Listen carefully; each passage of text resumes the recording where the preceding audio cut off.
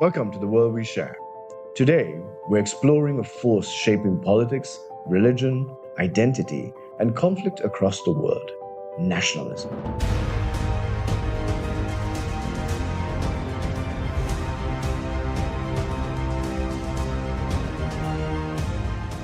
Is nationalism always dangerous? What's the difference between patriotism and toxic nationalism? Why do we see Christian nationalism, Buddhist nationalism, Hindu nationalism, and Islamic nationalism emerging in different parts of the world? How do you ordinary people become caught up in movements that slowly turn fear into division? Let's explore the thin line between healthy belonging and dangerous extremism.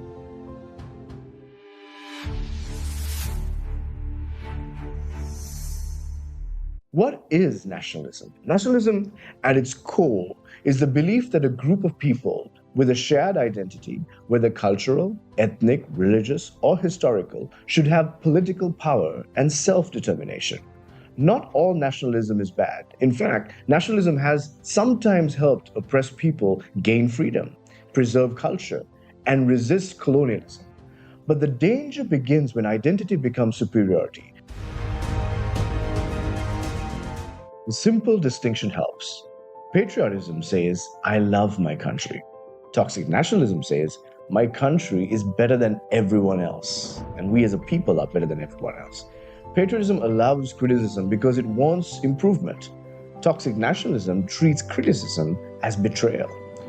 Patriotism is rooted in love. Toxic nationalism is often rooted in fear: fear of losing identity, fear of change, fear of outsiders. And throughout history, political leaders have often used that fear to gain power. That's when things have started turning ugly. Religious nationalism is an important subsect of this. We see Christian nationalism and Islamic and Hindu and Buddhist nationalism. It is a belief that the country should be primarily defined by its ethnic religious majority. And that's where the challenges begin. We see this form in parts of every continent in the world, where the religious majority have intermingled their faith and their values with political power, with strong influence. And the moment the two are intertwined, now both the religion is corrupted, and so is the authenticity of the political leadership. Critics and enemies are seen as people who don't belong to the majority framework.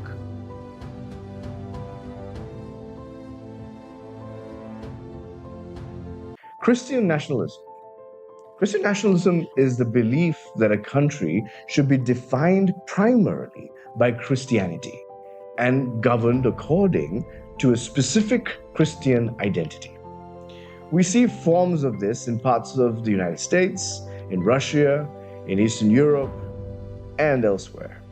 The danger is not Christianity itself. The danger comes when religion becomes fused with political power and national identity. When people begin saying real citizens must belong to this religion. Critics and enemies of this notion: minorities threaten our values. Faith becomes less about spirituality and more about tribal identity. Buddhist nationalism. This surprises many people because Buddhism is associated with peace, but no religion is immune from nationalism. In countries like Sri Lanka and Myanmar, Buddhist nationalism has sometimes linked religion with ethnic identity and political power. The message becomes, to protect the nation, we must protect the religion. And unfortunately, that can lead to hostility towards minorities and justify discrimination or violence. Islamic nationalism also takes many forms. In some countries, national identity becomes deeply tied to Islamic identity. Again, the issue is not Islam itself. The issue arises when political systems use religion to define who truly belongs and who does not. When political disagreement becomes framed as religious betrayal, societies become polarized very quickly. When does nationalism become toxic? Nationalism becomes dangerous when it creates enemies, it excludes minorities, it silences dissent, it glorifies superiority, it demands blind loyalty. One of the biggest warning signs is dehumanization. When people begin hearing, those people are ruining our country, they don't belong. Only certain groups are true citizens.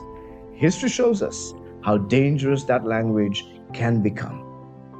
Extreme nationalism contributed to some of humanity's darkest chapters: fascism, ethnic cleansing, genocide, world wars.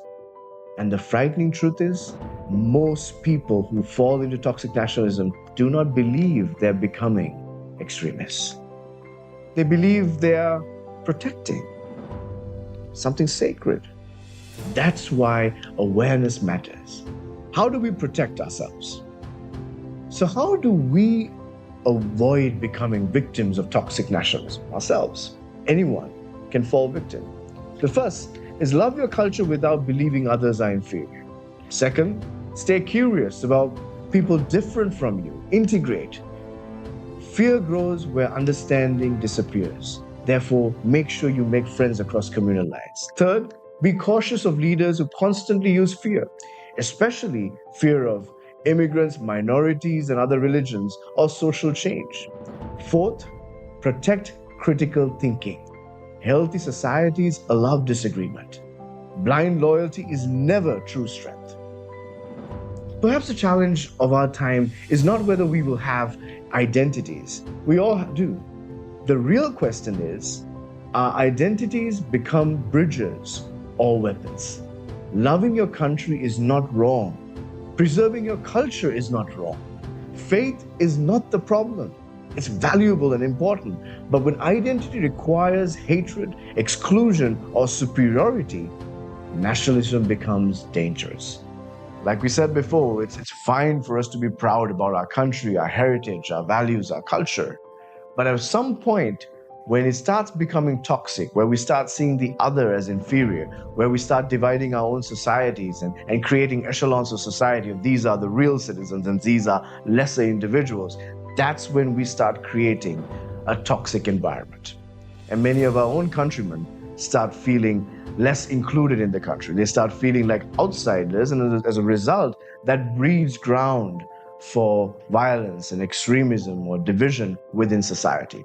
But nations that have managed to ensure there is a multi-religious, multi-ethnic, multi-tribal identity that has come together as one have always shown great progress. But whenever nations have shown some sort of favoritism for some people and elevate one above the other, that has often led to the demise of that country, or has led to serious turmoil that has hindered the growth that they've experienced before. So how do we understand this? I want to go a little deeper. We all love our countries. We are passionate about our people. We may be the richest country in the world, or we may be from the poorest country in the world, but you have a love for your people, for your country. You want your country to do better. And within a country, all of us have so much respect and value and reverence for our religious understandings, or our ethnic groups, or our tribal groups. But how do we prevent that love and gratitude and reverence towards our community to not become weaponized against the others who are different? And over again, as we've had the privilege of working with Global Unites around the world, the way that we have been able to overcome this is to encourage young people to walk across communal lines, build bridges. If your life is extremely segregated, if the people who surround you, let me give the example, if your top 10 friends are people who look like you, talk like you, worship like you, vote like you, then you may be in a social bubble that you're not experiencing the entirety of your country. And you might not be able to fully understand the other because your entire experience is limited to your own community. That puts you at high risk to moving from a healthy patriotism or a love for your country to slowly moving towards toxic nationalism. So the way that we can keep ourselves healthy is to make sure that we engage with people of different walks of life in our country. People who are from a different economic background, people who are from different religions, different ethnic communities. and to understand who are they? Why do they love our country? What are their strengths? What are their aspirations? What are their grievances? Just taking the time to hear them and to humanize the other helps you and I value the other, and then make the other an ally as opposed to see the other as a threat to my nation's well-being. The moment you start seeing an entire group of people and seeing them as a monolithic and seeing them all negatively stereotyped as a threat, that means you may be already heading towards toxic nationalism. How can an entire people group be the same? How can an entire people group be negative? Obviously, even within our own communities, we have so many people who are different, who have different characters, different aspirations, different attitudes, different so many things. So then how do you take a group of people that you hardly know and assume all of them are a certain way? And so take the time to build bridges. Can we do that today? That's my challenge for you. Whether you're in North America or whether you're in Liberia, West Africa, or even Afghanistan, would you take a step out of your comfort zone to build that bridge and make sure that you're not falling prey to toxic nationalism?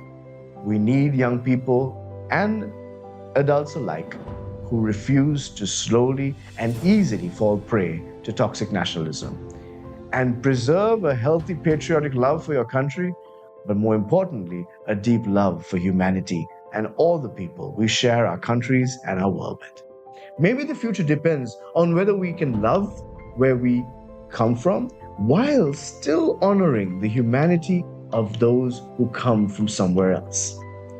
Because beyond every border, religion, and flag, we still share one world. And that world is the one we share today and tomorrow. Thank you for watching. This is The World We Share.